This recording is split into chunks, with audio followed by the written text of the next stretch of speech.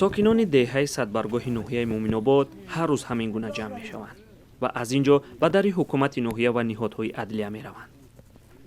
آنها می‌خواهند زمین‌هایشان را برگردانند.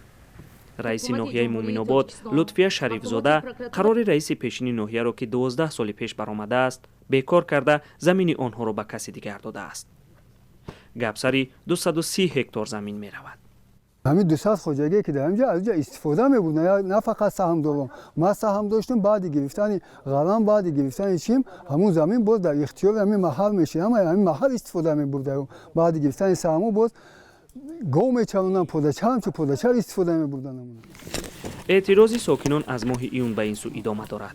در نتیجه آن دادستان ناحیه 7 ایون سال 2021 قرار رئیس ناحیه را بیکار کرد، ولی مشکل حل نشد. اول مقصد کردیم که همین گپ همین ناحیه نبراید. ما برای ناحیه مومن‌آباد مخری کردیم. همین 60 نفر آدم رفتیم مخری کردیم که همین سهم زمین ما را بیو بتیم، گپ ما باید اونجا نرود. و وعده کرد که ما را 2 روز سراغ بتین. ما اداره زمین فیروز میکنم، حقوق شناسا را فیروز میکنم، مصلحت میکنم، همین کارو حل میکنم. از جانب صاحبکاران رئیس ناحیه مومن‌آباد لطفیه شریفزاده قرار خود را اشتباه نامید و در نشست مطبوعاتیش در ماه ایول گفت از جزئیات آگاه نبود. رئیس ناحیه یگان طرح زمین نمیرود چین کنه و قرار ببره.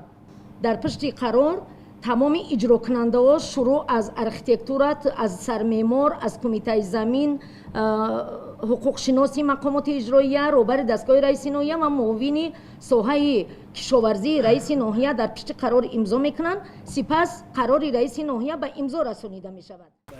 ولی صاحبان زمین میگویند باور ندارند که زیردستان رئیس چنین کار را به دستور او انجام داده باشند.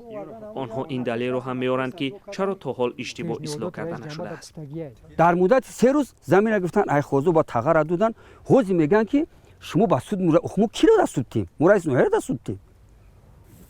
اعتراضگران مومن‌آبادی میگویند که در صورت ادامه کردن چنین حالت یک روز جمع شده به دوشنبه به نزد قصر پرزیدنت میروند تا شکایت خود را رسانند.